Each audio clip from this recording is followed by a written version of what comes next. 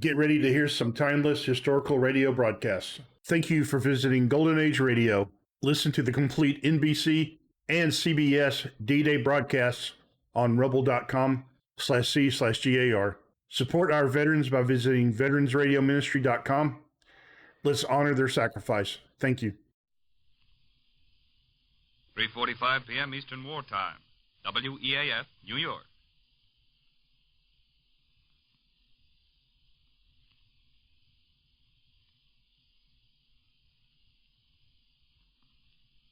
The Right to Happiness, usually heard over most of these stations at this time, will not be presented today in order that we may bring you the special program that follows. It will be heard at its regular time tomorrow.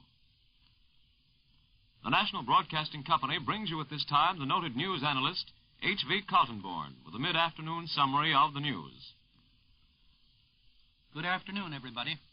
It's quite possible that before this broadcast is completed, we will be able to take you to London for an on-the-spot broadcast by one of our observers. But in the meantime, while we're checking up on the signal, I will carry on. Allied invasion forces have cleared the enemy from all of their beachheads in French Normandy. Today they are fighting their way inland. The first heavy German counterattacks in the Caen area have already been beaten off.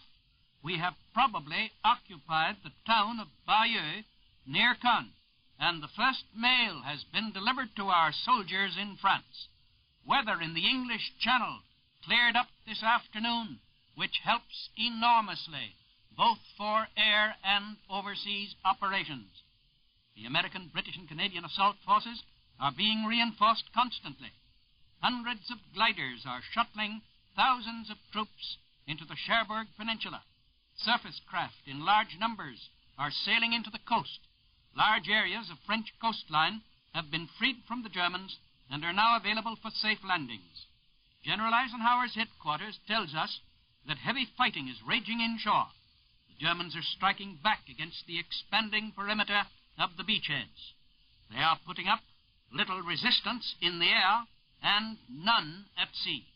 The Berlin radio has just admitted that the Allies landed between 2 and 5 more divisions in France yesterday and last night.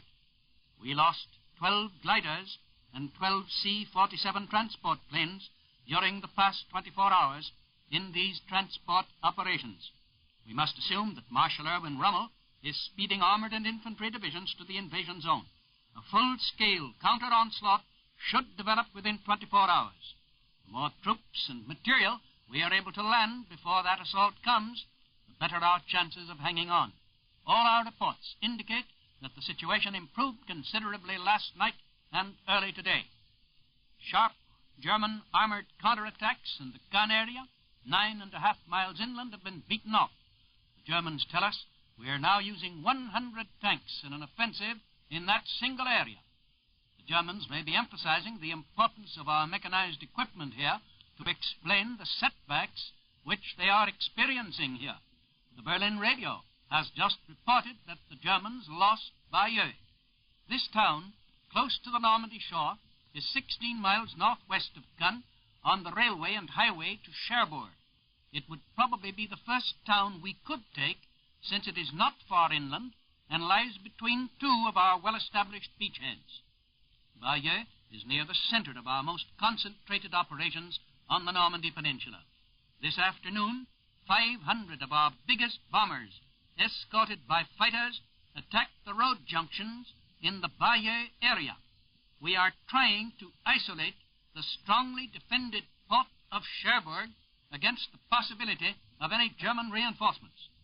All beaches have now been cleared of the enemy in this area. Some of them have been linked together. This strengthens our position against counterattack.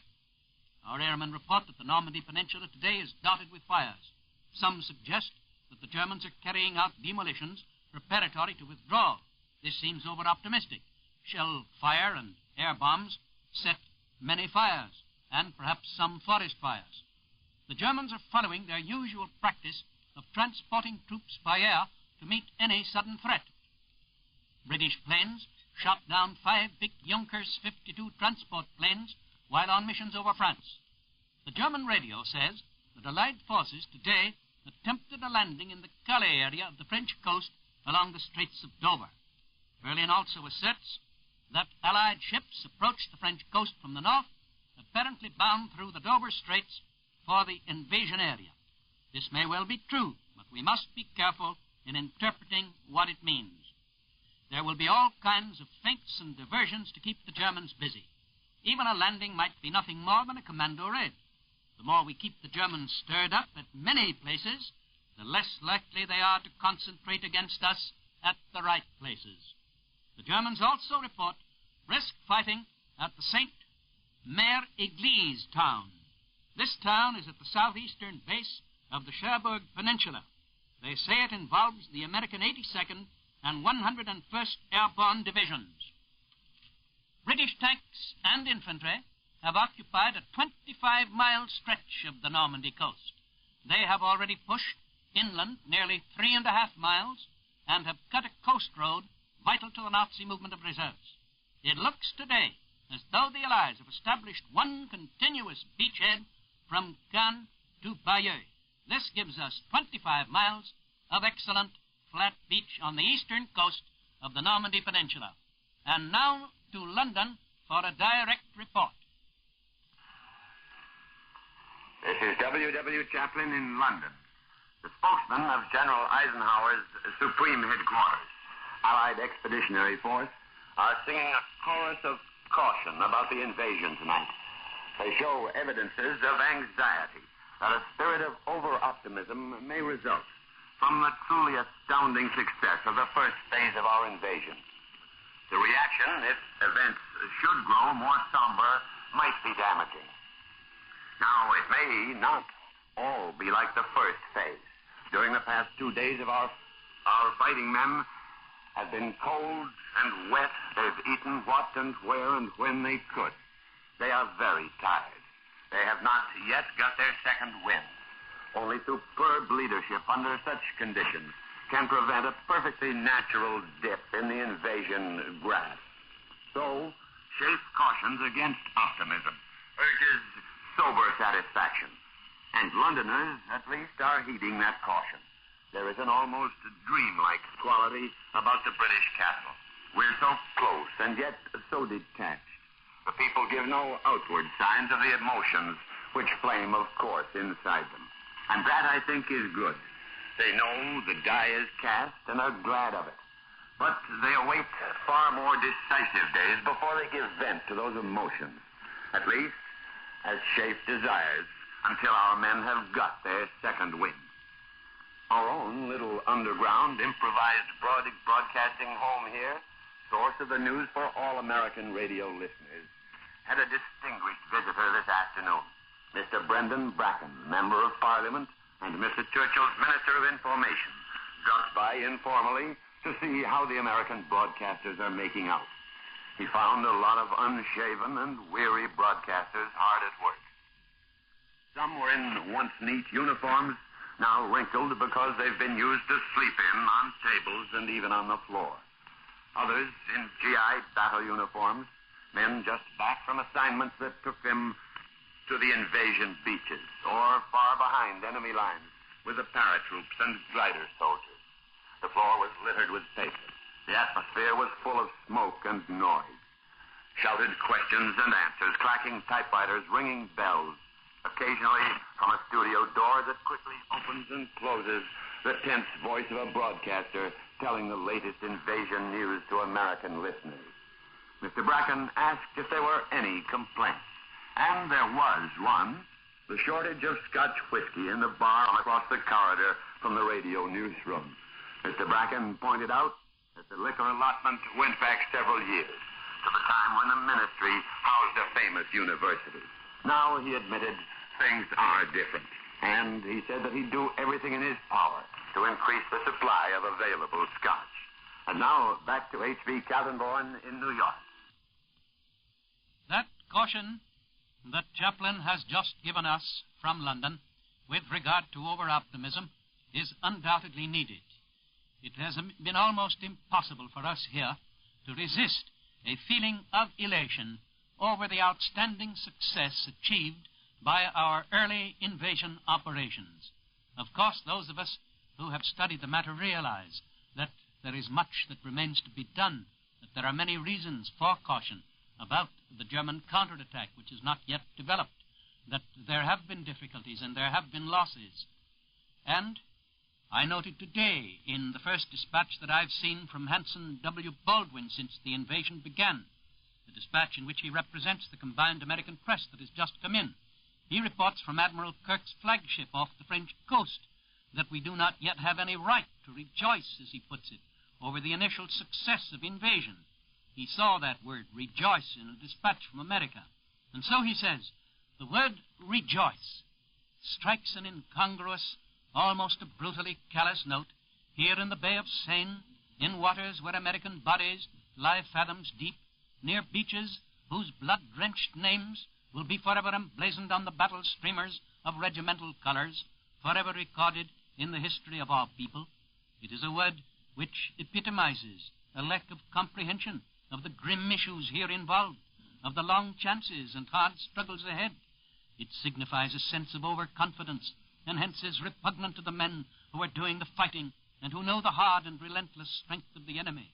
In one sense, however, rejoicing is understood. This operation has been so long prepared, and the war of nerves so great, that there is a positive sense of relief when the first shots are fired, and when one knows that now the grapple to the death has been started. Yes, that tells the story as it is seen and felt by one who is at the scene and who knows that death has come to many a brave American. And yet, with all proper allowance for caution, the Germans themselves tell us that the Allies have occupied a circular area between Boulogne and Corentin on the eastern side of the Cherbourg Peninsula. They also admit that we have opened a corridor to the coast. The forces holding this pocket, they tell us, are now being reinforced by sea and air, and this means that our paratroopers who landed inland have now joined up with our beachhead forces in this area. The Russian military experts take the same optimistic view of the initial success achieved by our landing operations that has been taken by some sources in this country. The military analyst in Izvestia, for example, said these conclusions could be drawn from operations thus far. 1. The Germans proved powerless to prevent the landing of large Allied forces on a comparatively large sector of the coast of northern France. 2. The Allied fleet and air force hold unchallenged supremacy. 3. The fortifications which the Germans have been extolling for so long, the notorious Atlantic Wall, failed to withstand the concentrated fire of naval artillery and the hail of bombs of the Allied Air Force. This Russian analyst says the Germans have 3 armies in France. One in the north, that's the zone of our landings. One is on the Bay of Biscay coast, that's near Spain. And one on the south coast, the Côte d'Azur on the Mediterranean. The Russian analyst did not say so, but he might have added that the Germans do not dare to use either their western or their southern armies against our attack in the north, for they know we have invading armies still available for landings not only in the north, but in addition to those that we might land in the north, we have armies that are poised for the invasion of western France, other armies that are poised for the invasion of southern France. And so, obviously, with all due allowance for that necessary caution, which we must have since the invasion has only begun, with all due allowance for that, there is a definite demonstration during these first 36 hours of the failure of the German Atlantic Wall, of the failure of that German air resistance about which we were so uncertain, of the failure of the Germans to develop any sea power to meet us in the Channel. And so, on that larger issue of German immediate ability to react, we are right. We have the right to be optimistic. Good afternoon. You have been listening to the noted news analyst H.B. Kaltenborn with a mid-afternoon summary of the news. The Right to Happiness, sponsored by Ivory Soap, usually heard over most of these stations, was not presented today in order that we might bring you the special program just concluded. Right to Happiness will be broadcast at its regular time tomorrow. This is the National Broadcasting Company.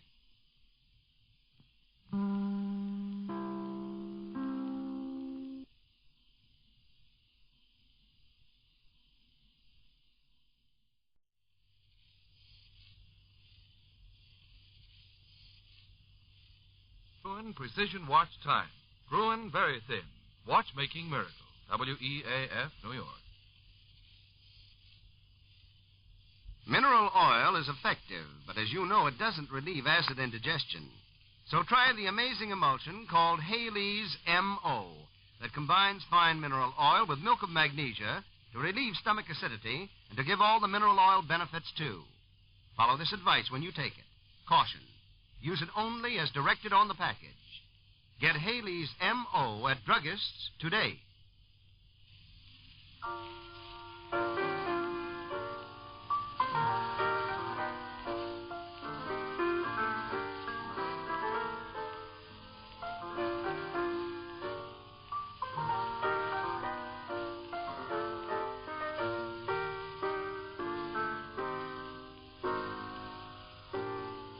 And now we present once again Mary Noble, Backstage Wife. The story of a little Iowa girl who marries America's most handsome actor, Larry Noble, matinee idol of a million other women, and the story of the change war brings as Mary finds herself a war wife.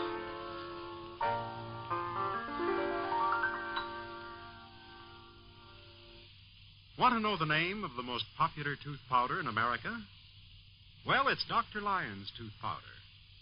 Want to know why America's millions have chosen this one particular tooth powder as their overwhelming favorite? Why they continue to single out this same powder in preference to all others, year after year after year? Well, this is why. It's because you can buy nothing. Even if you pay double the price, there's absolutely nothing you can buy that cleans your teeth more quickly, more thoroughly, and above all, more beautifully than Dr. Lyon's. So for the sake of your teeth and your smile, make a note right now to get Dr. Lyon's tooth powder today.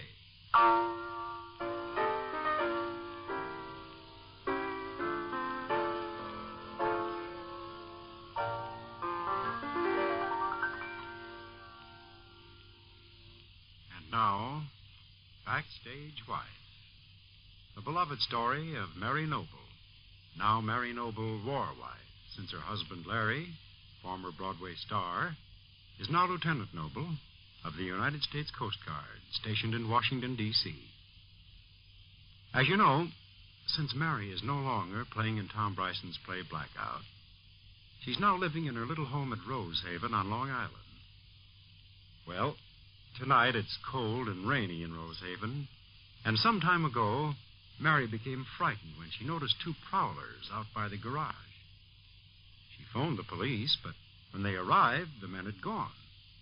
Later, when they returned, she phoned Tom Bryson at the Comedy Theater in New York and asked him to come out to investigate. Well, it's now a half hour later. We find Mary, Sandra Barkley, and Larry Jr. in the living room. Are those men still out there, Mary? I don't see their flashlights any longer, Sandra.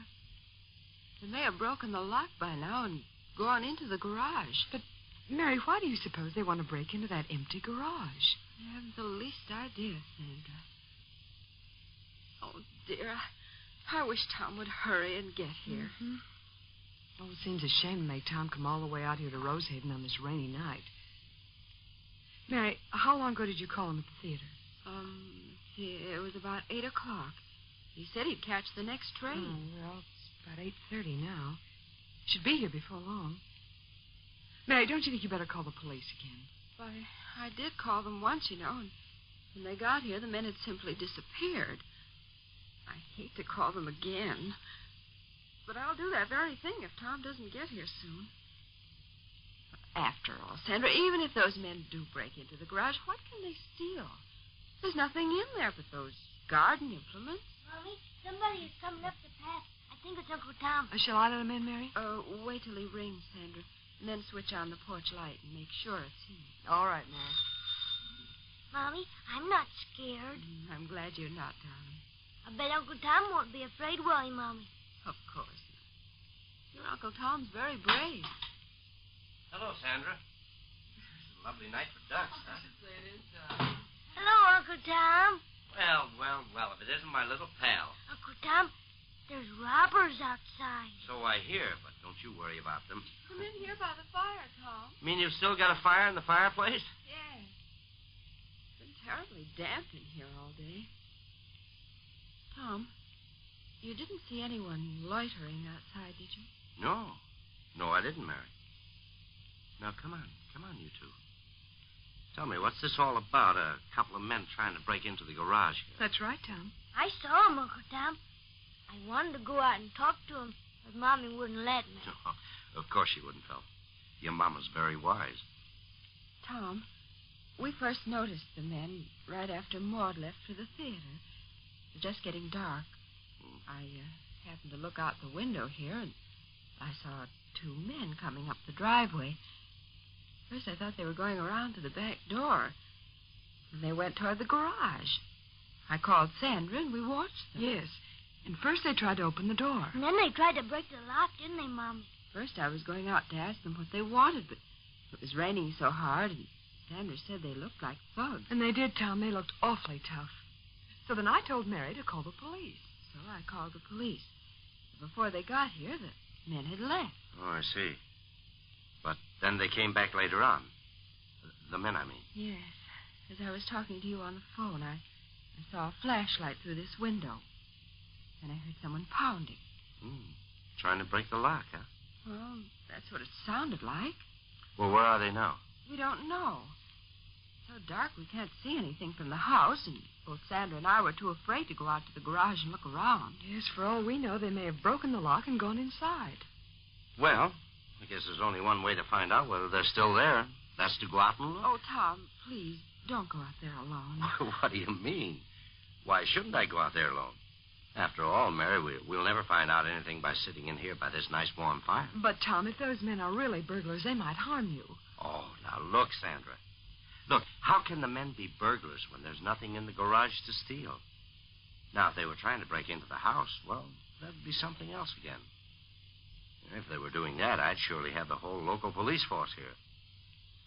Mary, maybe they've just made a mistake and have the wrong garage. Oh, but, Tom, how could they make a mistake like that? No, I think those men have a good reason for trying to break into our garage. They must have. Well, Mary, suppose they did break in. Suppose they took everything that's out there. What would they get? Let's see now. 2 old worn-out tires. And, yeah, there's some used garden tools and... What else is there? Oh, yeah, some wood for the fire that I put in there to keep dry. But, Tom, why is the garage kept locked if there's nothing in there of value? Well, no particular reason, Sandra. Except to keep the kids around the neighborhood from carting off the garden tools for playthings. In fact, it hasn't been locked at all till just today. When I was out here this morning, I saw the padlock hanging on the door and snapped it closed. I put the key there on the mantel, Mary. Oh, yes, I remember, Tom. Well, you got a flashlight, Mary? There's one in the kitchen. Oh, Tom, I wish you wouldn't go out to the garage tonight. Oh, no, wait a minute. That's what you asked me to come out here for, wasn't it? But no, of course not. Sandra and I just, we didn't want to stay here in this house alone all night. Mary, do you mean that I'm going to have to be stuck out here in Rosehaven all night? You most certainly are. Oh, but listen. Now, Tom, it won't hurt you to spend one night away from Times Square. Okay. But I probably won't sleep a wink. Why not? Well, it's too quiet out here. Oh, Tom. Uncle Tom, if you're afraid to go out to the garage all alone, I'll go with you. Well, thanks, Larry Jr. I appreciate that. In fact, I may take you up on it. Okay. I'll put on my raincoat. Larry Jr., you'll stay right here in the house.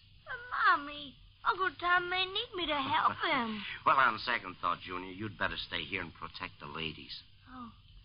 All right, Uncle Tom. But you can run out in the kitchen and get me a flashlight. Oh, I'll get it right away, Uncle Tom. Okay.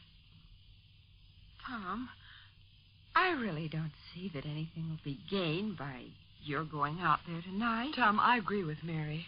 After all, as you just said, there's nothing in the garage that's worth stealing. Now, look. Listen to me, you two. I didn't come all the way out here to Rosehaven from New York to sit in here by the fire and keep you girls company. But, Tom... Mary, don't you realize this is a chance in a lifetime for me? chance in a lifetime. Well, what do you mean, Tom? Well, I mean, I've always wanted to be a hero, and here's my chance. Oh, hero. No? Well, at least in the eyes of Larry Jr. Oh, now, Tom, stop it. This is no time for joking. I'm not joking. Why, Larry Jr. would lose his respect for me if I failed him now.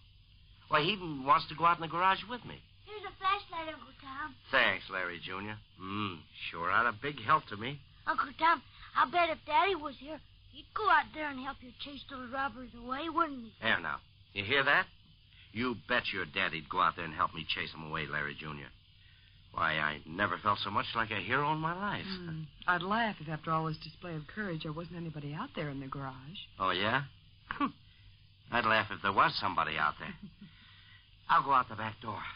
Now, be careful, Tom. You know where to send my body in case I meet those two men and lose the argument. You may think that remark is very funny, but I don't. Where shall we send the body, Uncle Tom? Well, you can send it to the... Who said that? I did, Uncle Tom. I said where... Now, that's enough, Larry Jr. Doesn't seem to be very much worried, does he? Seems to me I saw this very situation in a picture once. A farce, I suppose. Goodbye, Uncle Tom. Goodbye, Larry Jr. What am I saying?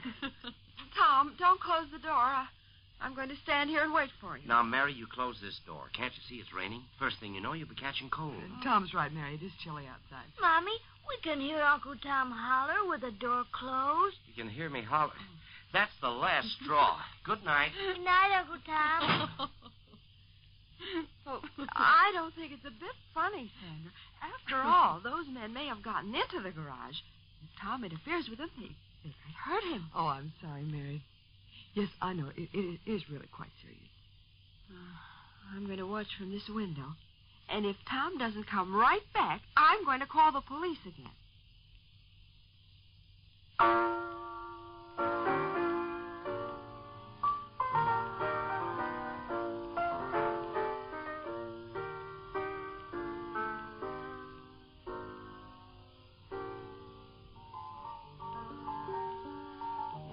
Perhaps Mary is right. If those men are in the garage, Tom might find himself in rather dangerous company. However, we'll learn more about this in tomorrow's episode of Backstage Wife, the story of Mary Noble. Now Mary Noble, War Wife.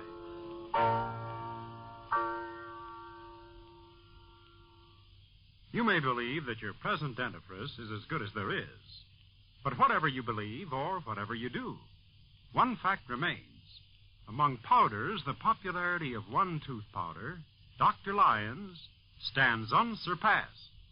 First choice last year, first choice this year, first choice for many years. No greater recommendation, no greater proof of its power to bring out all the natural beauty of your teeth could be asked or given. Of course, there's a reason for this overwhelming popularity. Here it is. It's because you can buy nothing.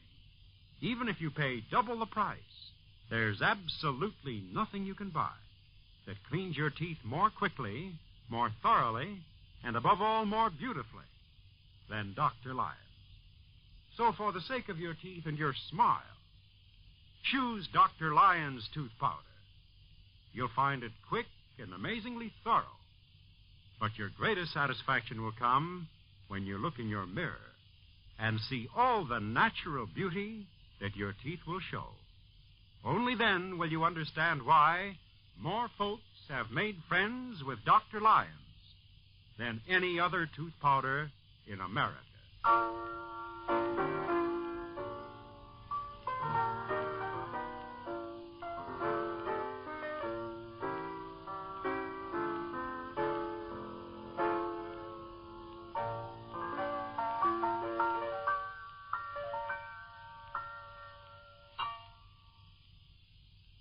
Mary Noble, Backstage Wife, will be on the air again tomorrow at this same time. Pierre Andre speaking for the makers of Dr. Lyons tooth powder. This is the National Broadcasting Company. To relieve an ordinary headache, neuritic, or neuralgic pain fast, do what thousands do. Take 2 Bayer aspirin tablets with a glass of water. They disintegrate quickly and start to work almost instantly. Try them. Get genuine Bayer aspirin today.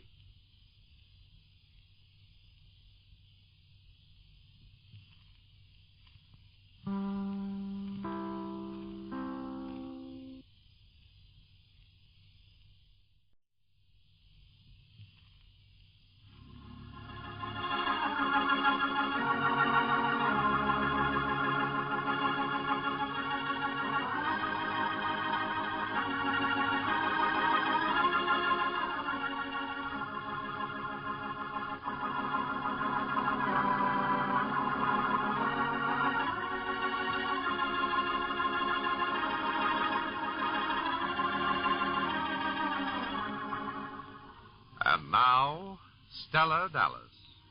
A continuation on the air of the true-to-life story of mother love and sacrifice, in which Stella Dallas saw her beloved daughter Laurel marry into wealth and society, and realizing the difference in their tastes and worlds, went out of Laurel's life. These episodes in the later life of Stella Dallas are based on the famous novel of that name by Olive Higgins Prouty, and are written by Anne Hummert.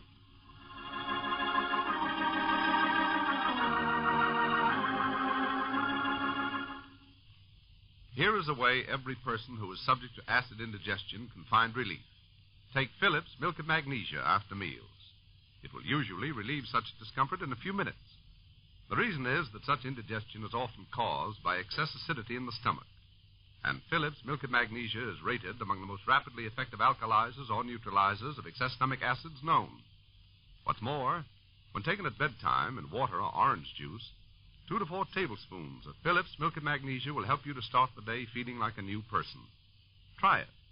But when you buy, ask for it by its full name, Phillips, Phillips, Milk of Magnesia, not merely Milk of Magnesia alone. And when you take it, follow this advice. Caution. Use only as directed on the package. The 50-cent size, containing 3 times the amount of the 25-cent bottle, is the real economy buy. And besides the familiar liquid form, you can also get the convenient Phillips Milk of Magnesia tablets to carry in pocket or purse at any drugstore. Cost only 25 cents, less than 1 cent a tablet.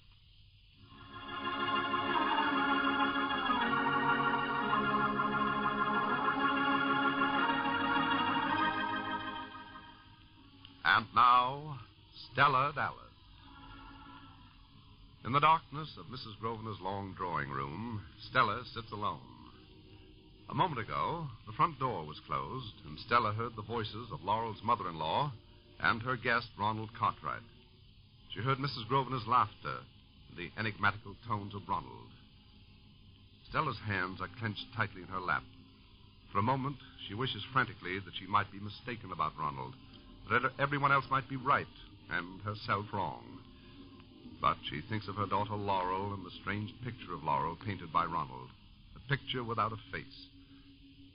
Well, now there are footsteps in the room. Stella doesn't move. Even when the light is switched on, she doesn't move. Oh, I didn't know you were in here, Mrs. Dallas. Yes, Mr. Cartwright. Where is Laurel? I persuaded her to go to bed. Mrs. Dallas, I'm glad to have this chance to talk with you. I know you don't think Louise should marry me. Mr. Cartwright, now, please. I'm the first to admit I haven't much to offer her. But regardless of what you think, I do care for her. Oh, I'd rather not discuss it. Oh, no, I don't want you to misunderstand. I begged Louise not to make a settlement of $100,000 on me. And this afternoon, when I heard that the papers had been misplaced, I was delighted. I sincerely hope that those papers are never signed. But if Louise is stubborn about giving me the money, then I'll repay her as soon as I can. By making money painting again, you mean? Oh, yes. Before the war, I was very successful. And since painting Laurel's portrait, my self-confidence is returning. It's painting Laurel's portrait. Oh, yes, Mrs. Dallas. Why do you say that so oddly? I believe you'll be very pleased with Laurel's portrait when you see it. Pardon me, Mr. Cartwright. Oh, what is it, Horace? Mrs. Dallas is wanted on the phone. Oh, thanks, Horace. I'll see who it is. Hello? How is everything, Stella? Oh, hello, Min. I was half out of my mind. What's happened? Oh, a lot of things, but I can't talk very well over the phone, Min. Well, I'm at the drugstore. 1 block down. Turn to your left on the side street. You mean you've come back over here? Oh, honey. Oh, I didn't go home at all after I left you. Huh? I've been right here in the neighborhood. All this time? I've been thinking you might be needing me. Say, Stell, could I be slipping in the house now? No, honey. I'll meet you in the drugstore in 10 minutes.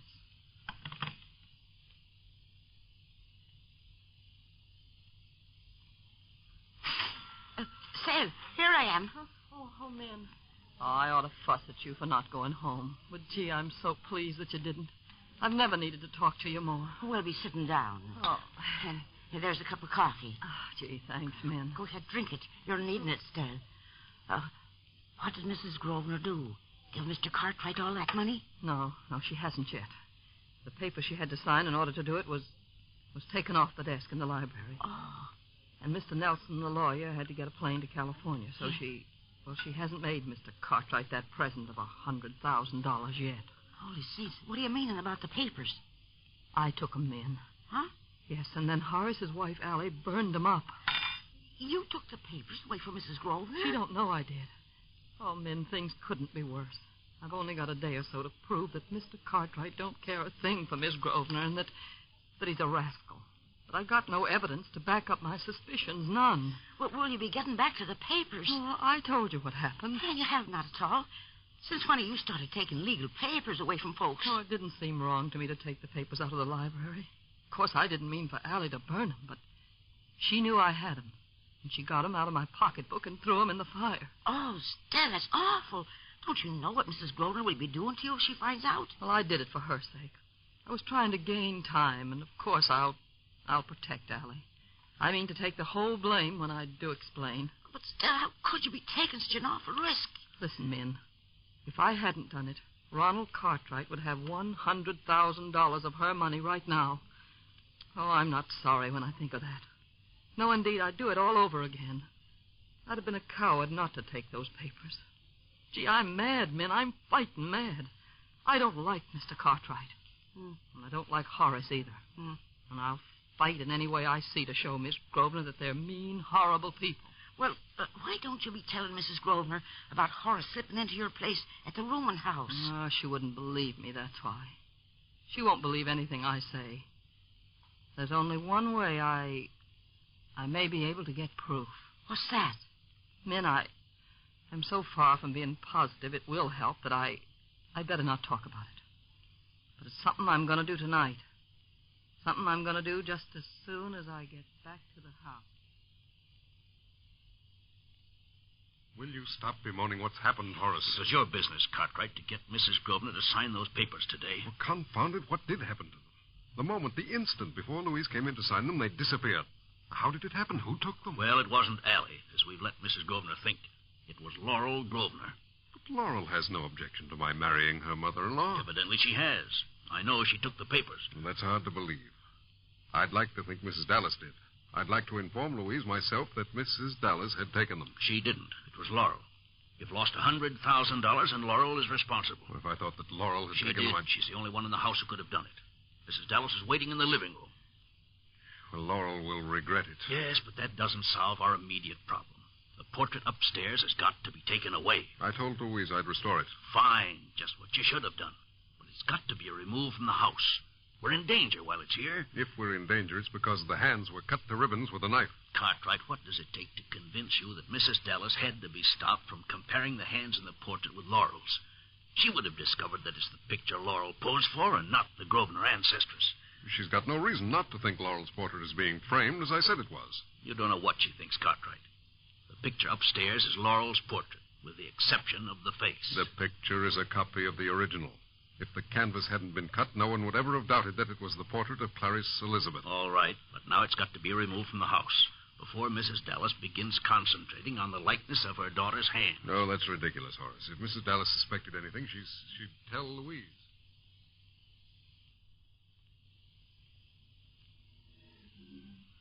I'll go in the portrait room now. While Mr. Cartwright is downstairs. The door to the drawing room was closed. I'll bet Horace is in there talking to him. Well, that's not my concern right now. Where's the light? What? The light don't turn on. That's funny. Oh, well, there's a lamp over here. Well, it don't either. Well, the globe's been taken out. Gosh, if that's not something. I've got to have light to see Clarice Elizabeth's picture. Oh, the candlesticks. Yes. Now, if I can just find a match, there was a box right... Yes, here they are. Now, I'll light the candles. Yeah. Gee, how strange the room looks by candlelight. And the portrait. The hands cut to pieces like that. Oh, it makes me heartsick every time I see them. They're so like Lolly's hands. And cut in this dreadful way. That finger. The fourth finger bent just like Lolly bends hers. I'll just... Yes.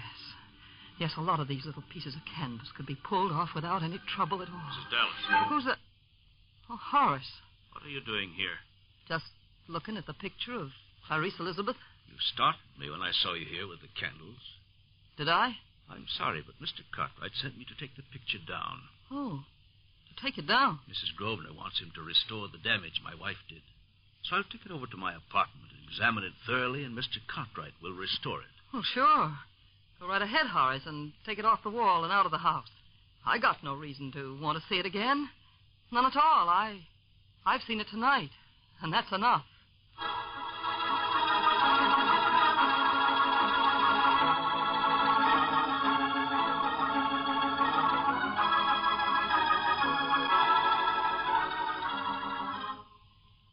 There's vivid excitement in Stella's voice.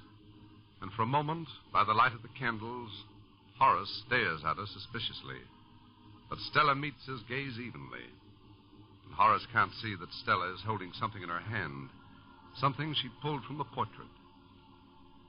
Well, don't miss the surprising turn of drama in tomorrow's absorbing chapter of Stella Dallas.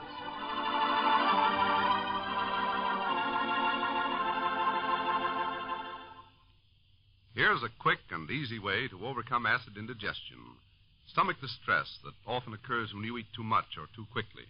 What you do is this. Alkalize the excess acidity of your stomach by taking Phillips Milk of Magnesia. You'll find that your stomach upset will be relieved quickly and gently.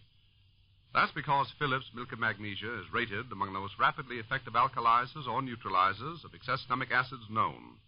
And stomach upsets are usually caused by an excessively acid condition of the stomach. What's more, when taken at bedtime in water or orange juice, 2 to 4 tablespoons of Phillips Milk of Magnesia will help you to start the day feeling on top of the world, fresh as a daisy, ready to tackle the problems of the day. So keep Phillips Milk of Magnesia handy. But when you buy, ask for it by its full name, Phillips Milk of Magnesia, not merely for Milk of Magnesia alone. And when you take it, follow this advice. Caution, use only as directed on the package. Besides the familiar liquid form, you can also get the convenient Phillips Milk of Magnesia tablets to carry in pocket or purse. Cost only 25 cents, less than 1 cent a tablet at any drugstore.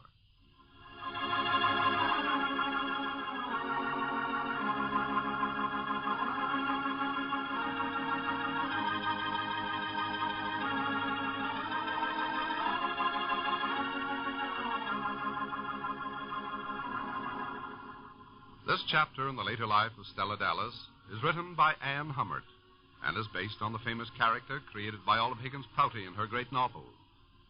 Stella Dallas will be on the air at the same time tomorrow, 4:15 p.m. Eastern Wartime. This is Frank Gallup speaking.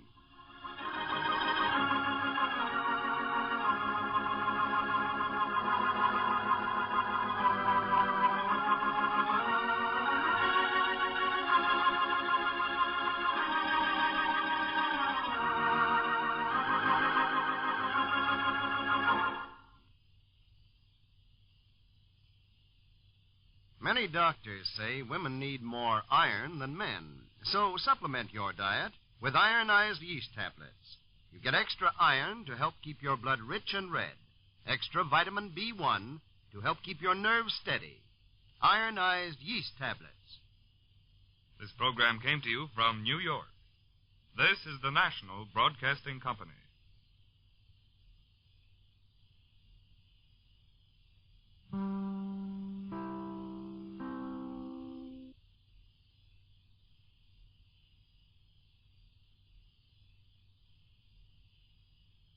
4:30 Eastern Wartime, WEAF, New York.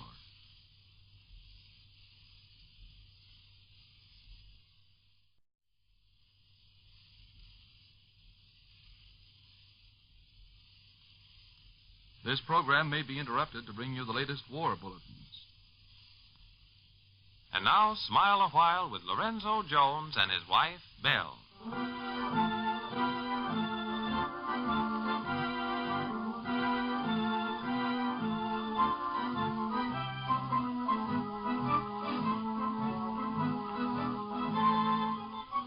We all know couples like lovable, impractical Lorenzo Jones and his devoted wife, Belle. Lorenzo's inventions have made him a character to the town, but not to Belle, who loves him. Their struggle for security is anybody's story, but somehow with Lorenzo, it has more smiles than tears.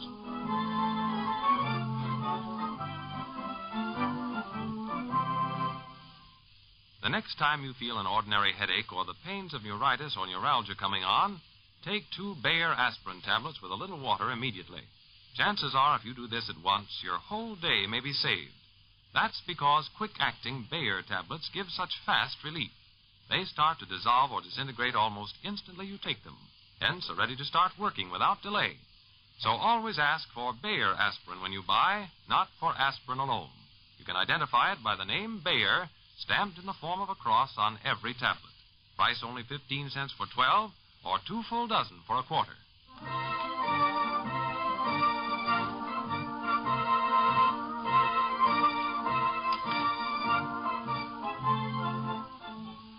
And now, Lorenzo Jones and his wife, Belle. Lorenzo has come across his high school yearbook and, to his surprise and delight, discovers that a great future was predicted for him, either as a scientist, poet, or financier. But once the delight wears off and he begins to ask whether he's lived up to his early promise, he goes into a decline. And finally, to salve his conscience, decides that if he hasn't made his mark in the world, then it must be Belle who's held him down. In the Jones living room, Belle is talking to Chester's wife, Bertie. Imagine it, Bertie, placing the blame on my doorstep, accusing me of holding him back. Why, I was flabbergasted. You're really serious, Belle? Of course. Lorenzo is saying that if he hadn't married you, he'd have made a big name for himself. That's right. Well, of all things. It's hard to believe. I wouldn't mind if we'd had a quarrel or if he'd said things that he'd be sorry for later on, but that didn't happen. I'd asked him to dispose of some old papers, and among them was his high school yearbook, the blue and the gold. His high school yearbook? Yes. And there was his picture, and he was listed as the most original, the most likely to succeed, and a lot more. Apparently, he was the outstanding member of his class. Is that so? Well, we laughed a bit and reminisced, and suddenly he got very thoughtful. After rereading the biographical sketch which predicted he'd make his mark as scientist, poet, or financier.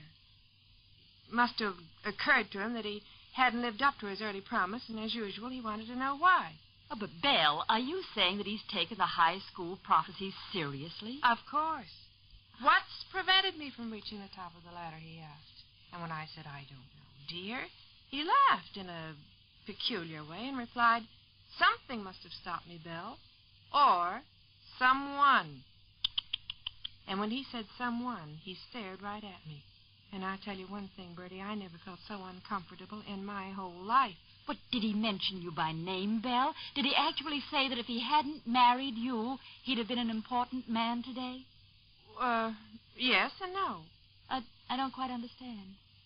Well, he went about it this way. He said that I was so practical, so down to earth, and so logical that every time he wanted to do something, spread his wings, as he calls it, I'd say, look before you leap, Lorenzo, and wait, dear, don't plunge in before considering, and that, he said, was the same as holding a man down. Well, the very idea. And when I protested, when I said that I'd tried to help him all our married life, he agreed and said I had tried, but that I'd failed. I was shocked, Bertie. Well, of course you were, Belle. He's had his disappointments, I admit it. But so have most people. Mm-hmm. He's tried to make his fortune as an inventor. He's proclaimed his genius to anybody who'd listen. But it hasn't done him very much good. And so he blames you? Yes. Has he ever accused you before? No. You mean to say that until he reread the high school yearbook the other night, he'd never said a word on the subject? Not once. Oh, then I'd forget the whole thing, Belle. I'd put it right out of my mind. But, Bertie... I mean it. Well, he's just talking to hear himself talk. And when a man does that, the only thing to do is not to pay any attention. He'll unwind in a few days. Well, you don't think he means it? It's just... Of course. The average man, when pressed, as it were, enjoys blaming his wife for his own failures. I've never known an exception. Oh. It's a weakness of the male animal. Oh. Ignore him, Belle, as I suggested before, and then, one of these days, bring up the subject yourself and put him on the carpet. Lorenzo? Certainly. Make him admit that he was wrong. And if I know the average man, he'll beg your forgiveness. And then, yes, you take your time forgiving. Keep him on tenterhooks for a week or so.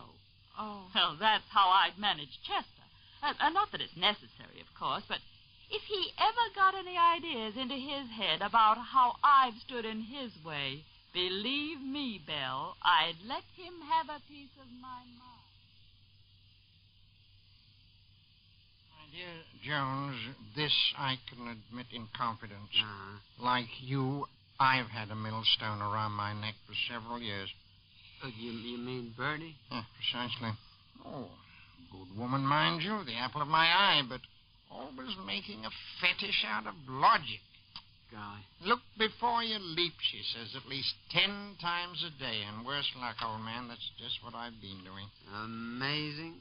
Simply amazing. Yeah, you know, Jones, by nature, women are cautious. That's an obvious fact. You mean they're concerned with the woof and the warp, while we, the male, look for new worlds to conquer? Is that it? Precisely. And in the struggle that ensues, we give in to them. They triumph, and we don't even know that we've lost. Yeah, that's nicely put, old man. Yeah. Well, you know, if I hadn't checked back on the blue and the gold, the high school yearbook, I'd have gone on my nose to the grindstone, peering neither to the right nor the left. Undoubtedly. Amazing. Simply amazing. Tell me, old man, just what did the blue and gold say about you? Oh, golly, everything that I've always believed. That I'd hit the top, bang, either as a scientist, poet, or financier. Sure. That's a most interesting coincidence, old man. It is? That the school prognostication for you should more or less be identical with what was said about me. Oh. Yes, mine appeared in the Crocodile. That was our school publication. I was the editor, of course. What did the Crocodile prognosticate? You won't think I'm boasting, John? No, of course not, Chester. Well, then, after being voted the handsomest, the strongest, the best athlete, the most likely to succeed, the most talented, etc., they noted, as for Chester Van Dyne, this is from memory, old man. Oh, naturally. As for Chester Van Dyne, it seems safe to predict that his future is assured.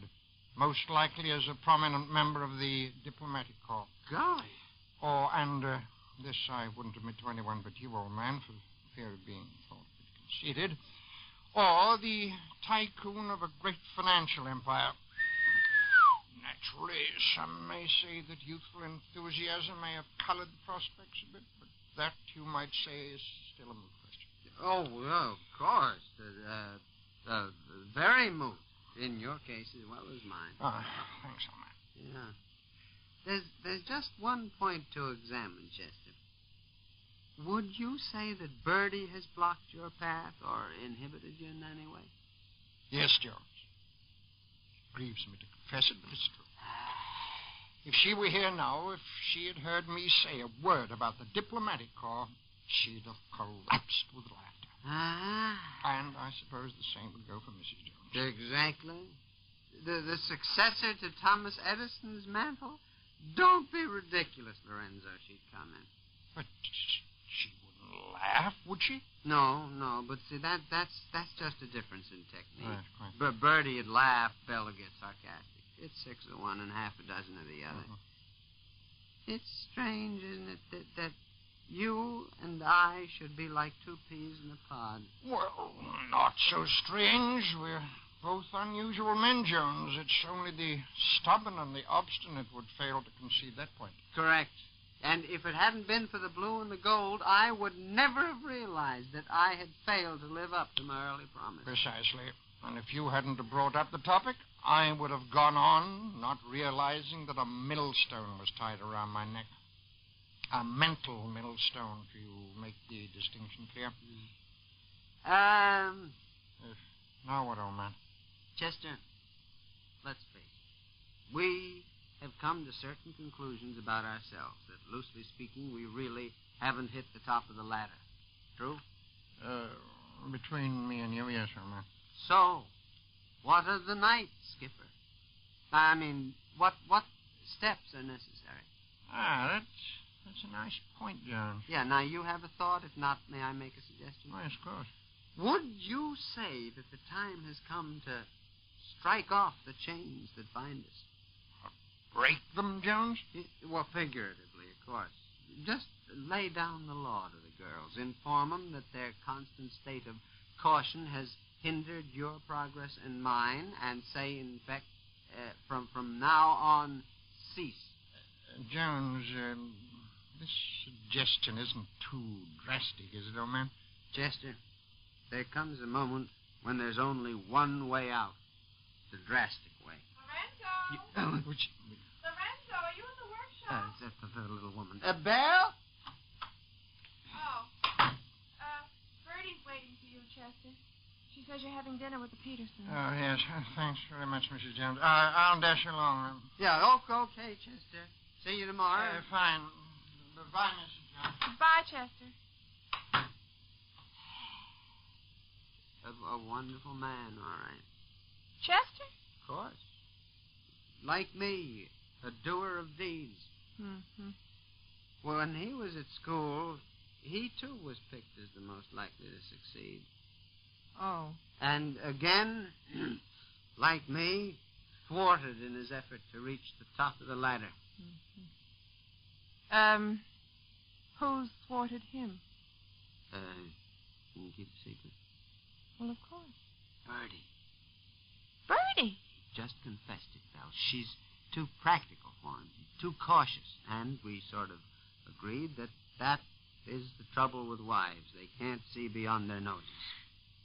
Oh, golly dear, what's the matter? Did I say something to upset you?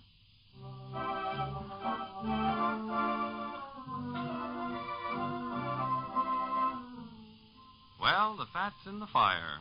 If Lorenzo and Chester both say that their wives have held them back, can there be any truth in it? Or, as usual, is there another side to the story?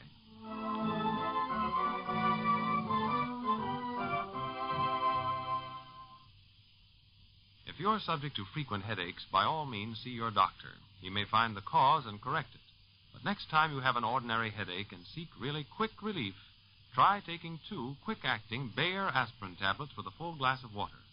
Do this, and we believe you'll say it's one of the most reliable, fast-acting reliefs you've ever found. Anyone who uses real Bayer aspirin, we are certain, will tell you this about it. Tell you it works quickly, yet gently. For real Bayer aspirin tablets disintegrate in the stomach without delay, hence are ready to start working almost instantly. That's one reason, when you're especially anxious to find fast relief from a headache, neuritic, or neuralgic pain that threatens to spoil your day, to get Bayer aspirin. Another reason for always asking for Bayer aspirin when you buy, instead of just for aspirin alone, is that the present price of Bayer aspirin in the economy size of 100 tablets is so low, there's no point in accepting an unknown preparation in its place. For instance, you can now get real Bayer aspirin at any drugstore in the United States for a little more than 1/2 cent a tablet when you buy the 100-tablet bottle. Thousands of people are now buying Bayer aspirin in this economy size. Try it.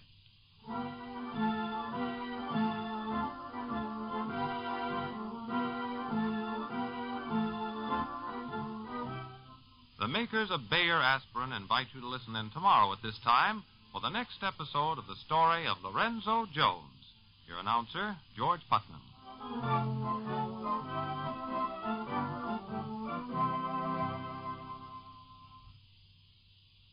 Medical records reveal women need more iron than men. So supplement your diet with ironized yeast tablets. You get extra iron to help keep your blood rich and red, extra vitamin B1 to help keep your nerves steady. Ironized yeast tablets.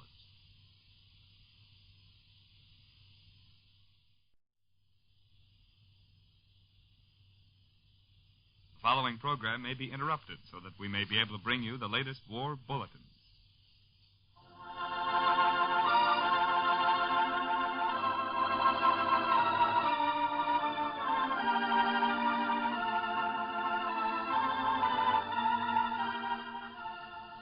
Again, the makers of Phillips Milk of Magnesia toothpaste and tooth powder present the moving human drama of a woman's heart and a mother's love. Young Widow Brown.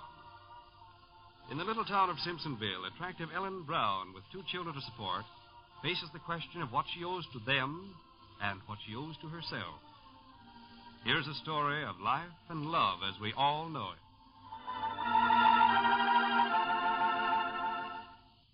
Today we have been asked by our government to bring you this message. 2 million women are wanted at once to work on farms and in factories, to join the wax and waves, to help in stores, restaurants, laundries, and other community services. Every woman who is able to work and can possibly take a job is asked to go to her local United States Employment Service office tomorrow and find out what jobs are available, both full and part-time. Take a job to help shorten the war.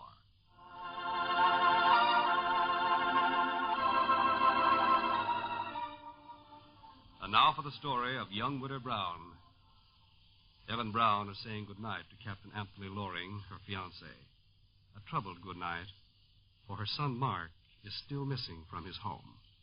Look, darling, why can't I sit on your doorstep all night? At least I'd be near enough in case you wanted me to talk to you about this. No, Anthony, no. Go along back to the hotel. It's enough that you're near and that I can telephone you, dear. Once more, I could point out the advantage of a marriage between you and me. However, this is not the time. No, it's not the time. Will you stop at the police station on your way to the mansion house? Certainly. And call me? Uh-huh. And forgive me for being so very emotional and unbrave. Darling, you have every right in the world to feel the way you do. It's your son who's lost. That gives you special privileges. I'm sure he's going to show up sometime tonight, though. Anthony, if he only would, if he could only know that this is the place to come. If I could only get that message to him. Anthony, how could I have brought him up this far and not make him confident of me? Now, look, if you intend to sit here with that on your mind, I'm not going to budge. No, I'll go indoors, I promise, and I'll relax. I'll go up and talk with Janie. All right, and call me, darling, will you, as often as you like? Yes, dear. And remember, Mark did go out to Camp Mercer to see me, and that means he's all right. Yes, dear. Good night, sweet. Good night, Anthony.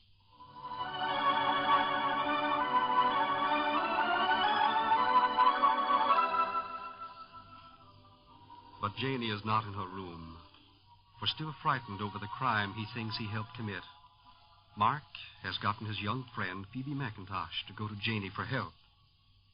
And now the 2 girls are hurrying down the street.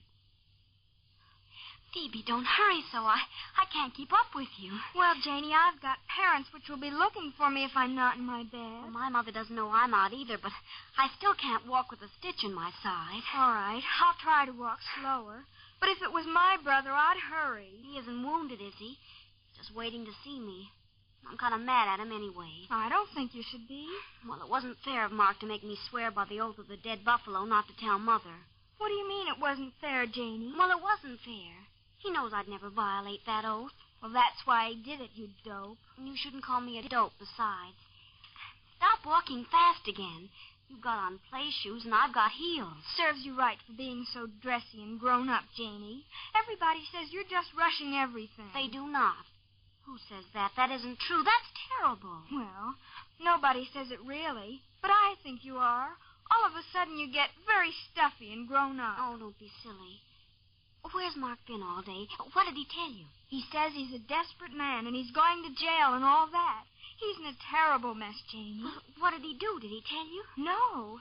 I wouldn't be one bit surprised if he didn't do anything, Phoebe. Janie, he's a desperate man and he means it.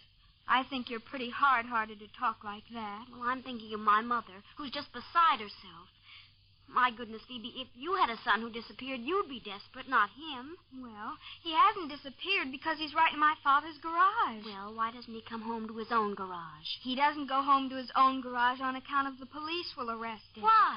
Because of being a criminal. Why do you think? Phoebe, my brother is not a criminal. He is so. He said he was himself. He was bragging. Why would he brag about being a criminal? Janie, don't be so silly ridiculous. Oh, Mark's like that. He brags a lot. He does not brag, Janie. Mark's a very lovely person. He doesn't brag, and he isn't one little bit conceited. He's a nice boy, Mark is. All right. He's a nuisance for a brother. My heavens, I'm going to get out of that dead buffalo oath just as fast as I can. I'm not going to let my mother be so unhappy. That's terrible. Well, you and Mark can talk about that. Oh, my. What? My father and mother are going out. Oh, I hope Mark has sense enough to get out of the garage before they see him there. Well, what should we do, Phoebe? Wait right here behind the hedge. Don't let them see you, Janie. For goodness sakes, don't let them see you.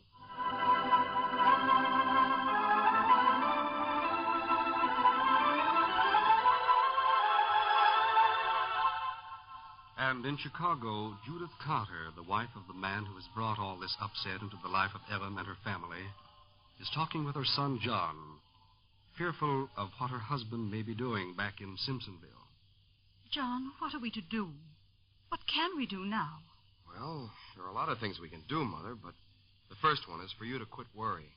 Oh, John, I can't bear for it to happen again. For Simon to go to prison again. I know, Mother, I know. Just let me think the thing over. It's the same crowd again, John. The same ones who mixed him up in the thing before. Ferguson is right in Simpsonville waiting while your father does what he has to do. Mm-hmm. Oh, he's so changed, John, so terribly changed. I never realized what prison could do to him. Well, let's get a couple more of the details, Mother. Well, there aren't many, John, just what I've told you. Simon intends to get hold of that money he hid before he went to prison 10 years ago. And he can only get it if he finds the crossword puzzle.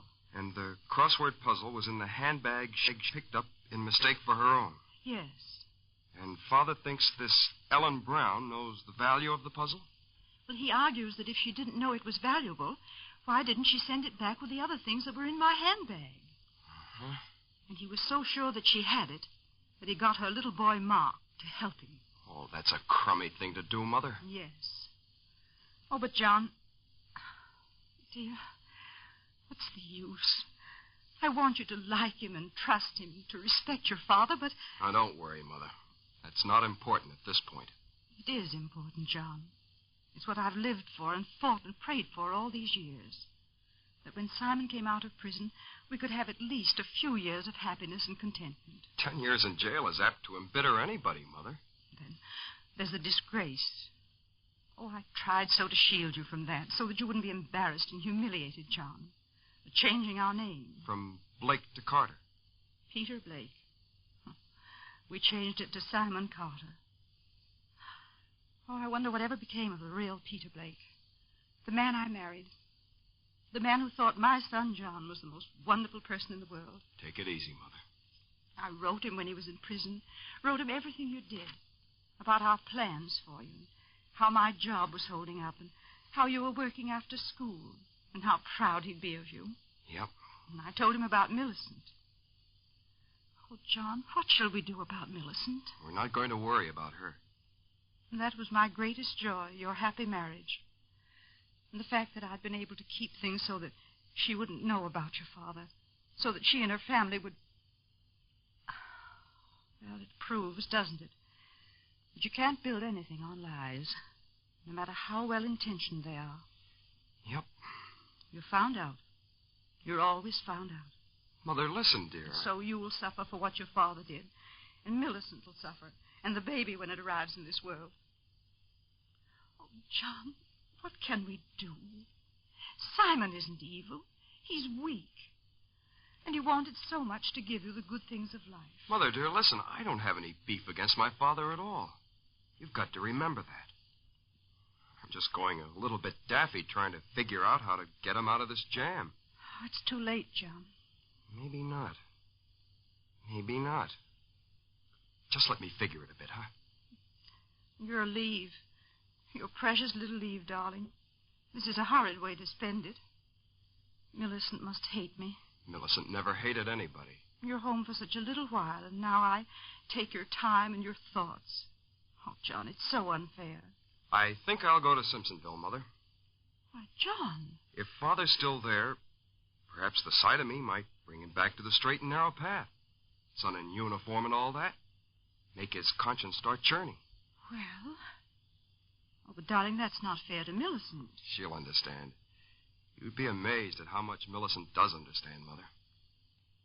John, when I came back here to Chicago today, I had such a strong determination to follow one particular path. What path? To forget Simon. To forget him and his problems and his worries. You couldn't do it, Mother.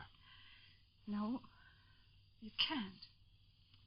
I can't let Simon go, John. No matter how much better it would be for you. I can't settle down here and forget him and not be responsible for him. I can't either. No. You see?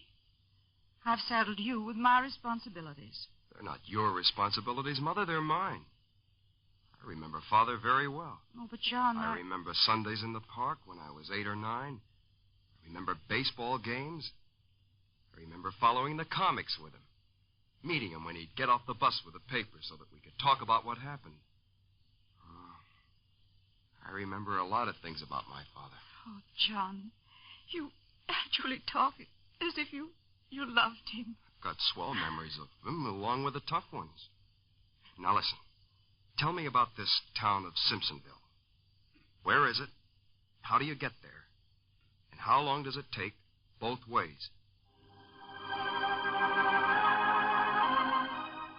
So another newcomer is about to arrive in Simpsonville. And in the meantime, what of Ellen and her missing son? What of Simon Carter himself? Be sure to listen again tomorrow for Young Widow Brown.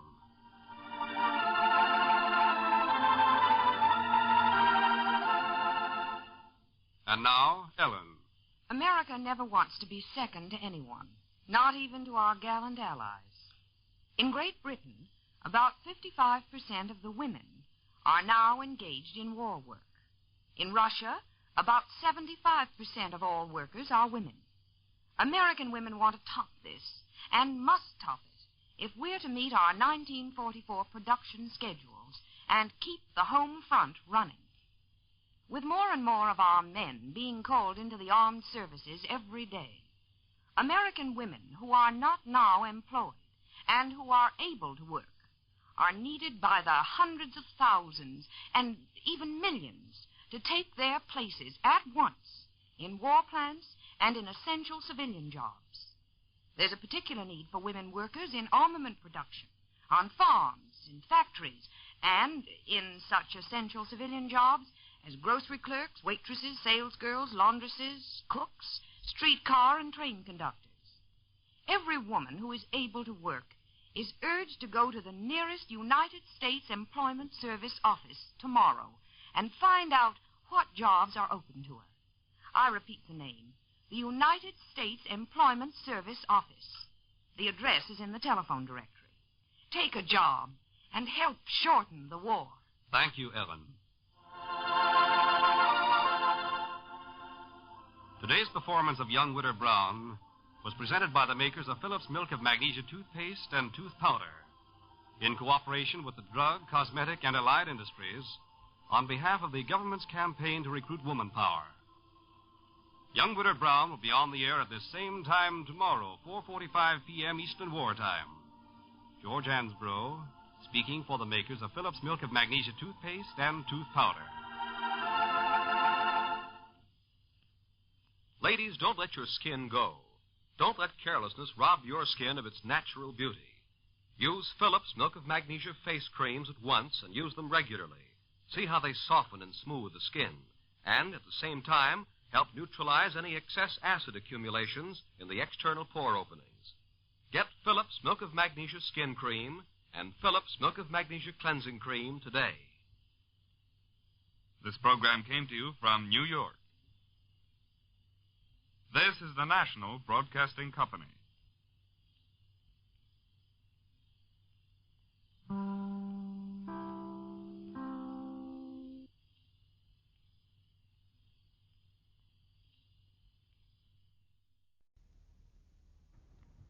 Columbia's news headquarters in New York, Bob Trout speaking.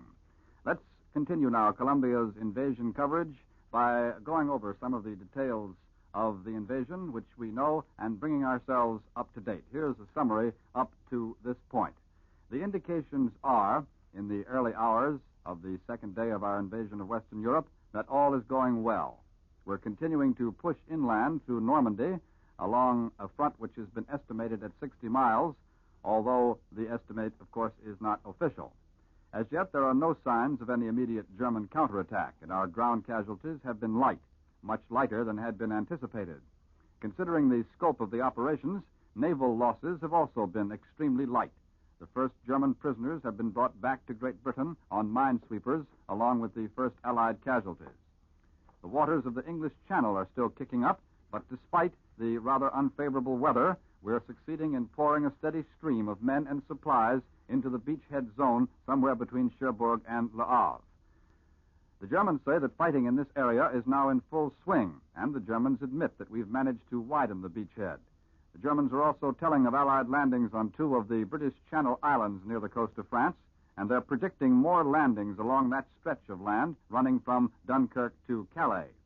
The very latest German story is this from the German Transocean Agency, which says that further Allied landings under cover of a heavy naval bombardment are now being carried out in the area of the Orne Estuary, which is on the north bank shore of the Norman Peninsula, southwest of Le Havre, and northeast of the town of Caen. That story is a German story put out by the German Transocean Agency. Columbia's shortwave listening station here in New York has heard the British Broadcasting Corporation say that behind the German front in France, drastic new restrictions have been imposed upon the population of certain French departments by the German military authorities. From dusk to dawn, BBC said, the people are forbidden to move in the streets, and it's threatened that the German troops will shoot any who disregard the code of instructions in these particular French departments. In other words, a French district. Earlier in the day, Prime Minister Winston Churchill reported to the House of Commons that the Allied troops were then fighting in the streets of the ancient town of Caen, and that they had pushed inland at some points as much as 10 miles. We heard a bit later, in fact just an hour or so ago, that the Prime Minister has promised to make a new statement at the House of Commons today, that's Wednesday, on overnight developments in the Allied invasion of France. And it was also revealed, when this dispatch came through from London, that between his two statements to the House yesterday, the Prime Minister made a flying trip to the motor caravan from which General Eisenhower is now directing the invasion somewhere in rural England. Overhead, our flyers are still furnishing a solid air cover. Since dawn this morning, that is Tuesday morning, more than 5,000 sorties have been flown, and tonight, heavy forces of Royal Air Force big night bombers are out over Europe.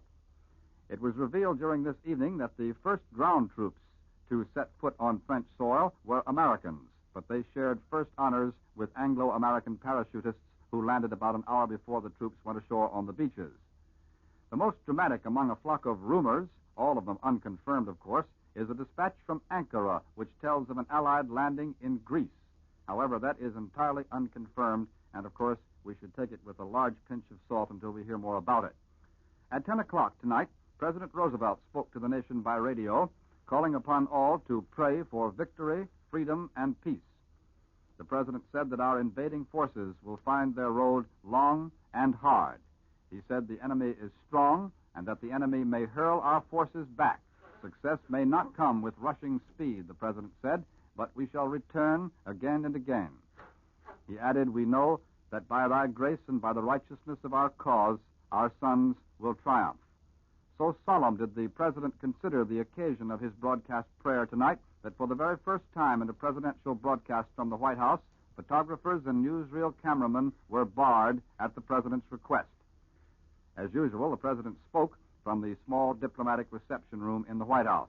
Seated beside him were Mrs. Roosevelt and their son-in-law and daughter, Mr. and Mrs. John Boetticher. The president preceded the prayer by observing that when he spoke to the nation last night on the fall of Rome, he knew then that Allied forces at that moment were launched on an invasion which, he said, has come to pass with success thus far. And then slowly and solemnly he spoke the prayer for the nation. Naturally, word of the opening of the second front has been received with much enthusiasm in Moscow. To the Russian people, the signal for invasion sees a 3-year-long dream come true. And tonight there are reports that the Russian armies are massing again on the Eastern Front, perhaps for a new drive from the east. Of course, we don't know when it will begin. Our American flying fortresses, from their new bases in Russia, flew out over the Balkans today and bombed an airfield at Galati in Romania.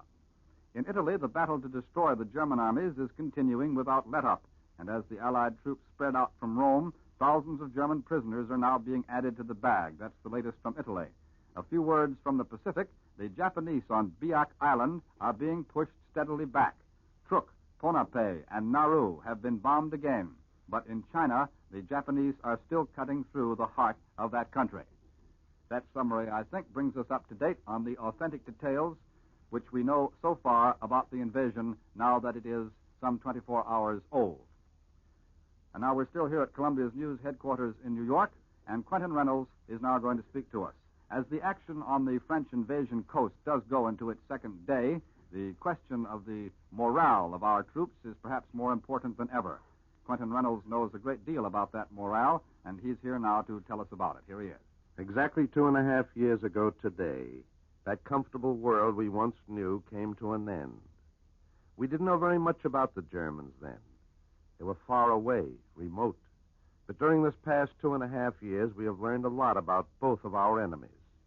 Today, our sons are learning even more about the German. His experiences in Sicily and in Italy have taught him to hate the German soldier and to know him for the ruthless, dirty fighter that he is. The Russians always called the Germans the Fritzies. The British civilians and soldiers called the Germans either the Jerrys or the Huns. Our boys, with fine contempt, call the Germans the Krauts. Usually real fighting men respect each other. Our men lost all respect for the Germans when they faced them in Sicily and later in Italy. In Sicily, our 1st Division saw the Germans raise a white flag of surrender on the top of a ridge. And when our men rushed up the hill to accept the surrender, they were met with murderous machine gun fire. This gave them an inkling as to what manner of enemy they were fighting. Again in Sicily, and any member of Oklahoma's 45th Division will attest to the truth of this, the Germans did something that perhaps no army in the history of military warfare has ever done. They booby-trapped their own dead, so that when our men went to bury them, mines tied to the bodies exploded, killing more than 20 of our boys. Now our troops finally realized that everything that we at home thought of the Japs was equally true of the Germans. They were hard, arrogant men, schooled in the belief that they were the master race. Since boyhood, they had marched and sung militant songs and lived only for the day when Hitler would turn them loose against our kind of civilization, for which they had nothing but contempt. They threw the military rule book away when they went into action. In the short space of 2.5 years, we have trained an army that today is meeting these professional murderers on better than even terms. This is one of the greatest military miracles of the ages. Our men are good because they know their enemy. They don't underestimate him, as so many at home have underestimated him. They have talked to German prisoners, and they know now that this is a fight to the finish, with no holds barred, against an enemy which refuses to conform to even the most elementary rules of decency. Last September in Italy, we captured a great many German prisoners. I talked to some of them. One of them was wounded quite badly, and it looked as though he might die. The doctor asked him some questions. He asked him, for instance, "What is your religion?" The dying Nazi soldier lifted his head. Hatred gleamed from his eyes, and he spit out, "National Socialism is my religion. Ich bin immer ein Nazi. I am a Nazi forever." This is the type of man our boys are fighting tonight. The Nazi ideology, which rejects God in favor of Hitler, is a religion to the German soldier. There is an old saying out in New Mexico, in the section of the state that still has a lot of rattlesnakes. Out there around Carrizozo, The rattlers sometimes take a sad toll of horses and cattle, and the cowmen are always on the alert against the poison of their fangs. They say out there, when you kill a rattler, you've got to kill him dead. You can't reform a rattlesnake or reason with him or convert him. The fighting men I've seen and talked to after their experiences in Sicily and in Italy feel that way about the Germans today. It may not be fashionable these days to hate, but I tell you that the men I've talked to abroad hate their enemy. This helps to keep their morale so high. Oh, back of the lines, when things get dull, our boys complain a lot. If you met them then, you'd think perhaps that their morale was bad. But don't forget that the morale of our men is always just as good as it has to be. It had to be good last night and throughout this long, long day. And it had to be good tonight. And every report that comes back to us confirms the fact that it was and is good, that spirits are high. These troops of ours know their enemy well. In 2.5 short years, they have been trained to deal with him. It looks as though that training had been well done indeed. I return you now to Bob Trout. That was Quentin Reynolds at our news headquarters here in New York. Another German Transocean Agency broadcast has just come in. This one was made by the Germans at 5 minutes to 1 Eastern War Time. In other words, about 16 minutes ago. It says the Allies, since Tuesday night, have been pouring strong reinforcements into the beachheads established on the French Channel coast. That's from the German Transocean Agency, that dispatch, or rather, that story saying that the Allies are pouring strong reinforcements into the beachheads along the French Channel coast. Since early Tuesday morning, actually late Monday night, we at Columbia's news headquarters have been bringing you the picture of the invasion, the overall view as reported in official statements, and the sidelights, the eyewitness stories of correspondents who accompanied our men or machines in particular operations. And now we have an eyewitness account which can be described by those two familiar initials, G.I. It was filed by New York Daily News correspondent Howard Whitman, representing the combined American press. It's not a story of mass movements of men and machines, but it does tell us just how some of our tougher soldiers reacted to this greatest military undertaking of all time. This is how the lengthy dispatch begins. At an invasion port in England, Howard Whitman says our men boarded the invasion ships as if they were headed for a Sunday school picnic. It didn't matter that death might be there, too. For days, the cream of America's fighting men poured through the port and streamed aboard the invasion armada. Never were men more anxious to get on with so grim a task. The port was one of many from which the invasion sprang, but it was the spearhead port where the toughest of tough assault soldiers were loaded. Many of the men went aboard with shaved heads, particularly the hard-fighting assault troops. Whitman asked a couple of them why. One of them said, "We just do it for the hell of it." But he was joking. The reason that thousands of invasion boys shave their heads close is that this reduces the danger of infection in case of head wounds. All of them wore gas-protective clothing from top to bottom and carried waterproof gas masks. Their paymasters had given each man $4 in invasion money, and some of them had got more by cashing in their British funds. The correspondent met a staff sergeant who had hundreds of dollars of invasion currency. He said, "I like to travel heavy. There's lots of stuff I want to buy when I go over there." Poker and dice games aboard the invasion craft were in progress continually, being played with invasion money. The correspondent says these boys seemed unaware that they were standing at the crossroads of history. Most of them had embarked on the same ships 3 or 4 times before in practice exercises. They had stormed and assaulted beach after beach in England.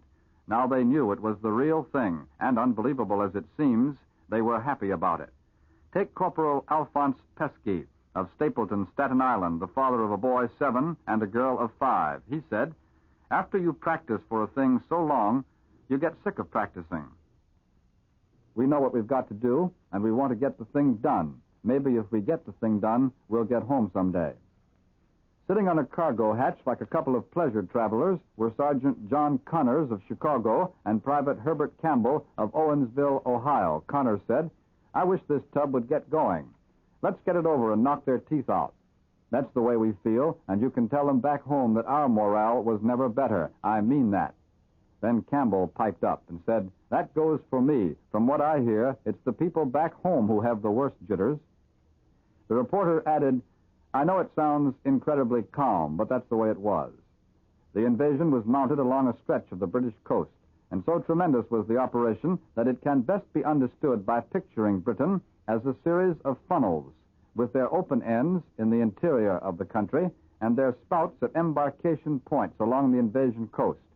The assault forces, men, and equipment poured down these funnels in accordance with a timetable that our correspondent says was fantastically detailed. First, the invasion forces were gathered, some of them months ago, in concentrated areas in the interior of Great Britain. Then, within the last 2 months, they were moved into marshalling areas where they were briefed and equipped for the invasion. The final step was to move to the embarkation points and onto invasion craft. At this particular port from which Mr. Whitman writes, the troops embarked directly from docks, some of them stepping aboard LCI, that is landing craft infantry, and others ferried out to big ATAs, auxiliary transport assault. At another embarkation point nearby, equipment was being simultaneously loaded, heavy guns, tank destroyers, armored cars, jeeps, and amphibious fighting vehicles. These were driven to concrete ramps and run straight up into the open jaws of LSTs, landing ships' tanks. It was exactly 1 minute ahead of schedule. The timetable, worked out months in advance, called for completion at midnight. Whitman was with Brigadier General Charles Thrasher, the commanding general of a southern base section in England, shortly after the successful completion of the loading. He says, "You never saw a happier man than General Thrasher." A year and a half's work in mounting this operation. A year and a half of one of the most complex jobs a man ever undertook. And General Thrasher delivered the goods a minute ahead of schedule. Another happy man was Brigadier General Frank Ross, Chief Army Transportation Officer in the European Theater of Operations. He said thousands of invasion craft were loaded backward. Men and equipment that were to be poured upon beaches first had to be loaded last. Everything had to be placed in the assault boats in the order they would be needed on the beachheads. And then Howard Whitman goes on to say, "It was hard to see the faces of our men beneath the welter of equipment. Some of the things they carried were field packs, sidearms, rifles, machine guns, walkie-talkie radio sets, field glasses, medical supplies, jackets stuffed with hand grenades, smoke bombs, heavy loads of ammunition, prepared dynamite charges, flamethrowers, grenade launchers, bazookas, TNT charges on the ends of poles, and full anti-poison gas equipment." And one of them also carried a guitar. Another had a red and white sign painted on his back, "Danger, Minefield." Several of them had plucked flowers on their way to the embarkation point, and they stuck the flowers in their helmets. As they hopped from their motor trucks to board the ships, embarkation officers checked every man by calling out his last name and having him respond with his first name and middle initial. Just before he stepped aboard, he was given a life preserver for himself and a life preserver for every piece of equipment he carried.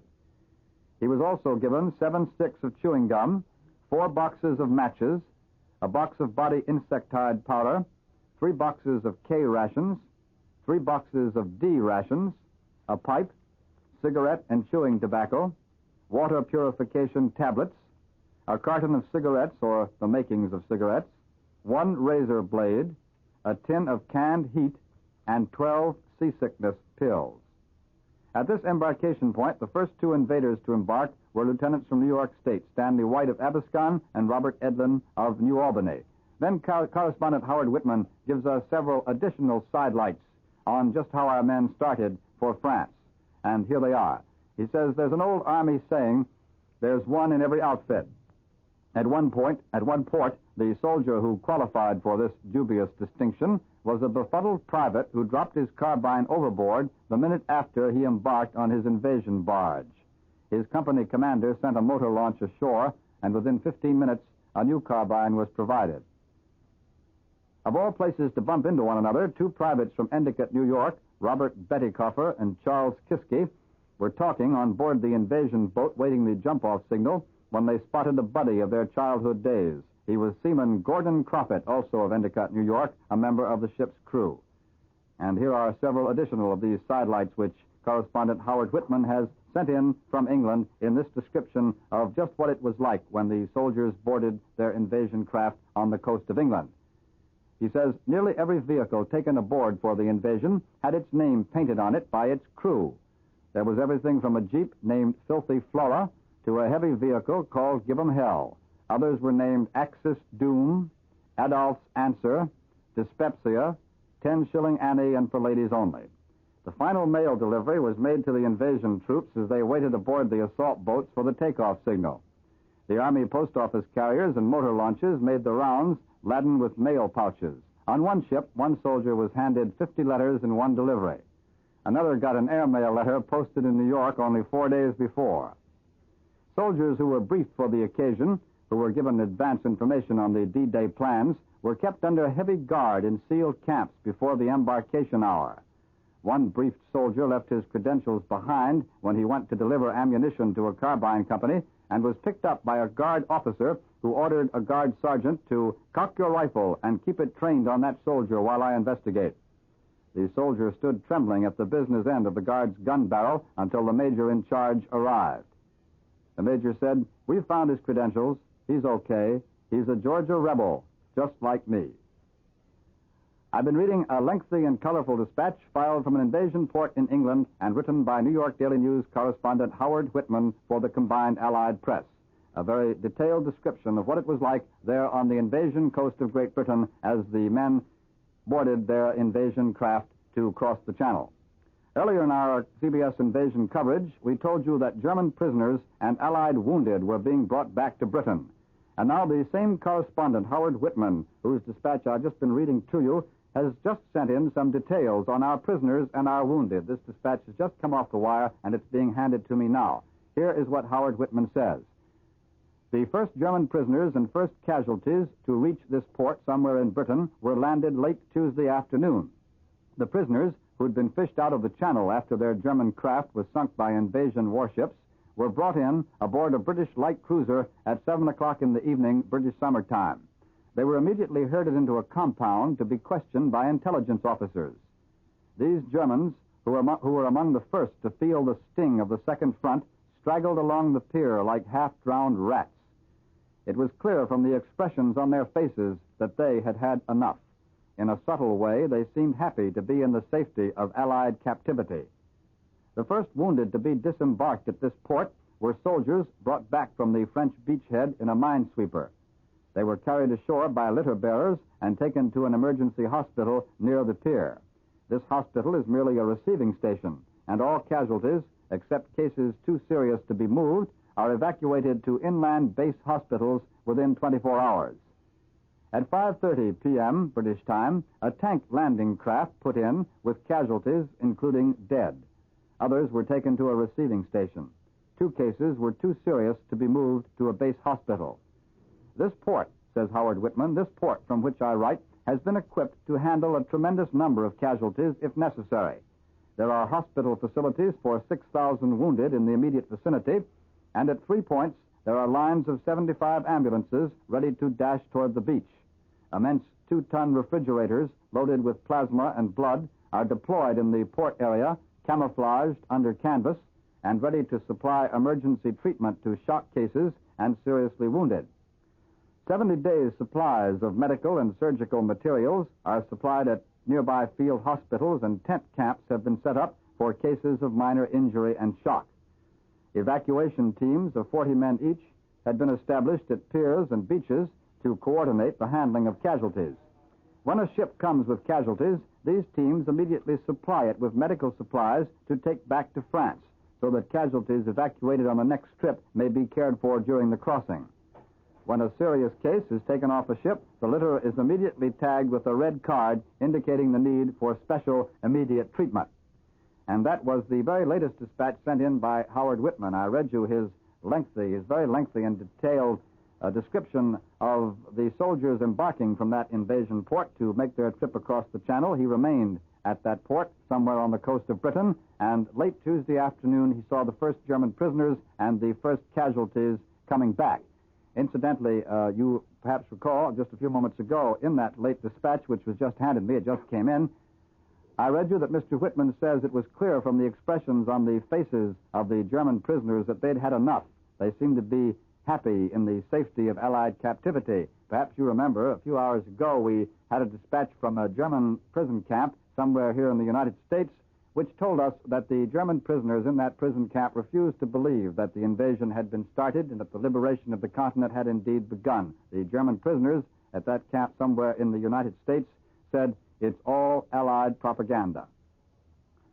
While we were talking about our wounded, giving you this late dispatch by Howard Whitman, but part of which was written in Cableese, incidentally, you may have heard that 51 wounded American soldiers, 37 wounded Canadians, and 43 civilians arrived in Jersey City today on the exchange liner, the Gripsholm. As the ship docked, an Army band played Pistol Packin' Mama. The American soldiers were taken to Halloran General Hospital, that's at Staten Island, and they immediately wanted to hear invasion news. One soldier, who was wounded and captured at Dieppe and has now been brought home, said, "We'll give them hell this time." Another one, who was able to walk to an ambulance driven by a whack, said he wished he could help over there instead of being helpless over here. Only 8 American civilians were brought back on this 4th repatriation trip of the exchange liner Gripsholm, which an Army officer said had a very quiet and uneventful crossing. The rest of the passengers were citizens of South America and Central America.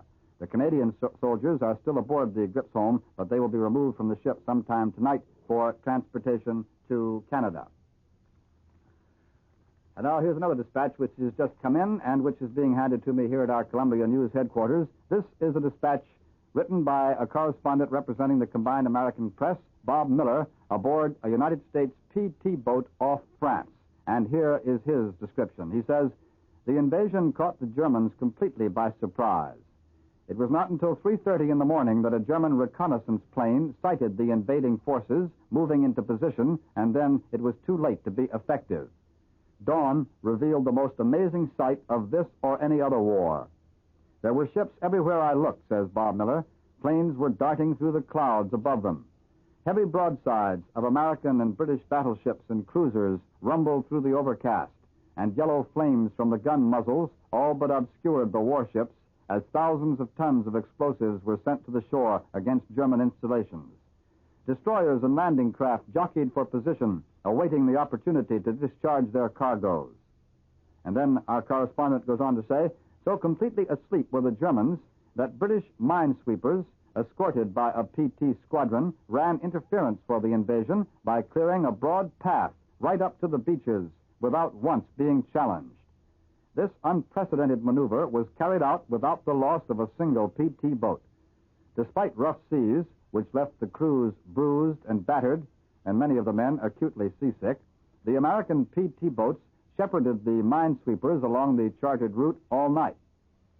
Because of the slowness of the minesweepers, it had been necessary to begin the operation in broad daylight Monday, but perfect air cover by the United States Air Forces and the Royal Air Force kept away any German planes. This is CBS, the Columbia Broadcasting System."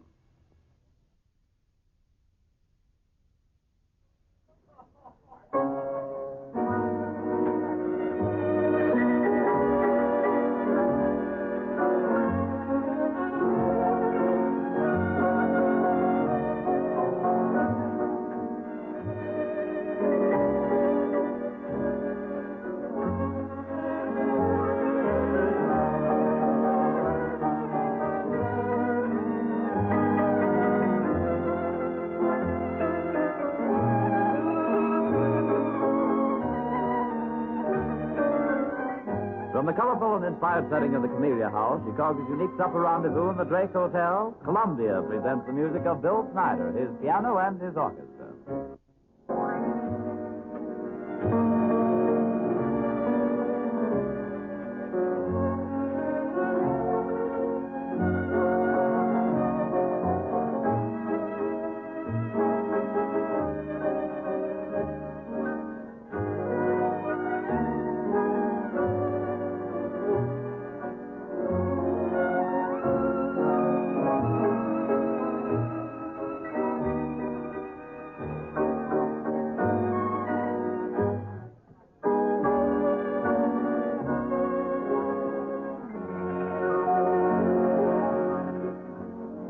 open our dancing at the Drake this a.m. with Cole Porter's What Is This Thing Called Love?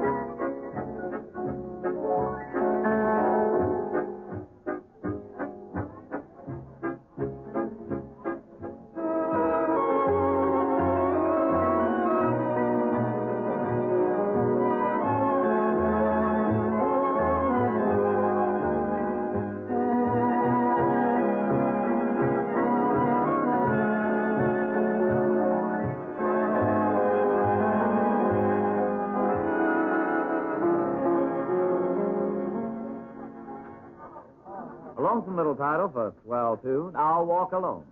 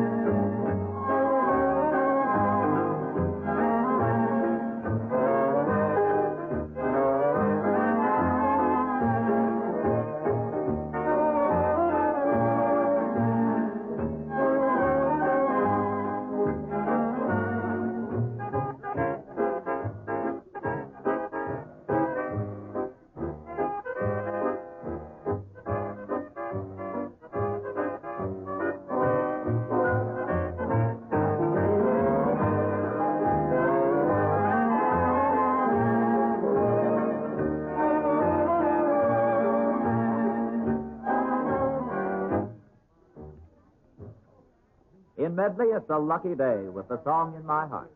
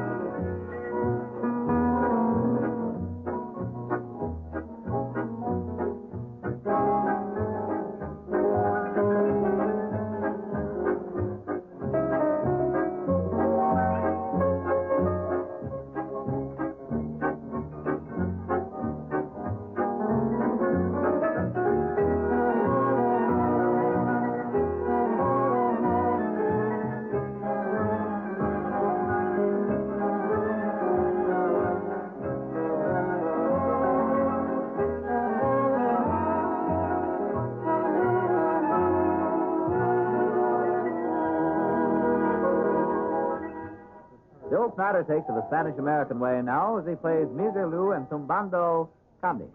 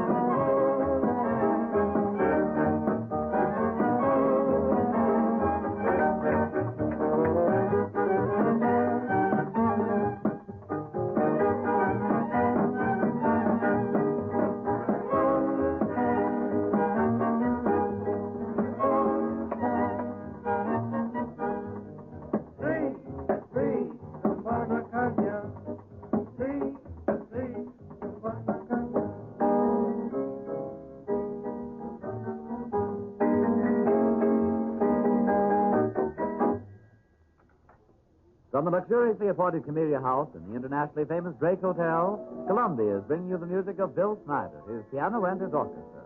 Continuing with our program, we hear that old favorite, Body and Soul.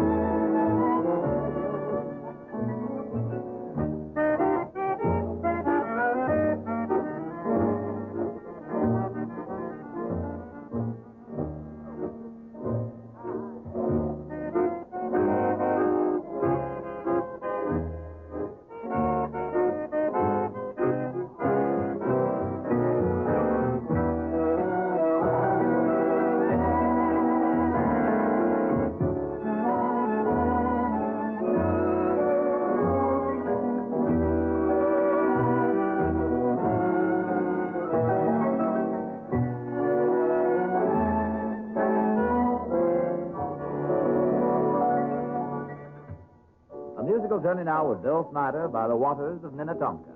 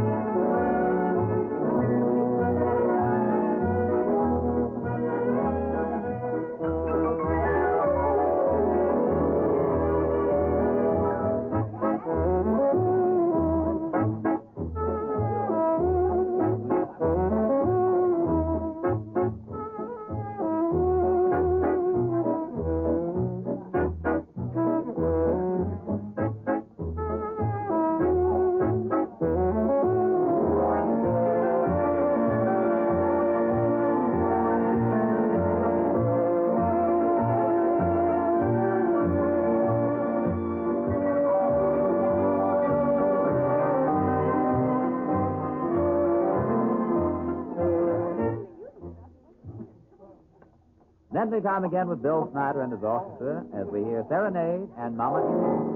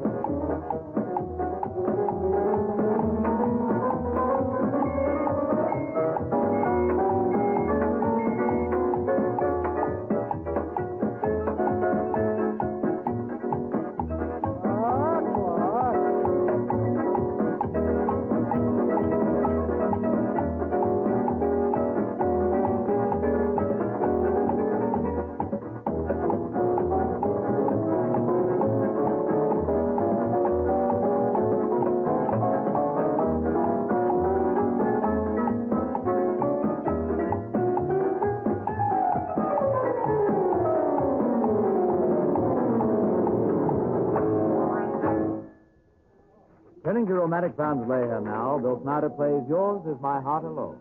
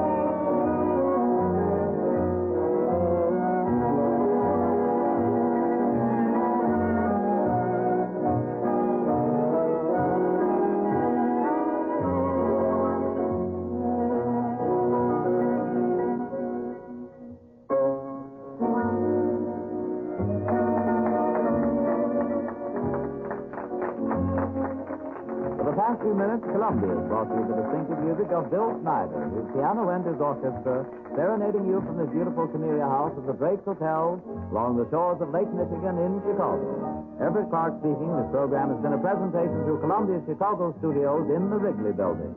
This is CBS, the Columbia Broadcasting System.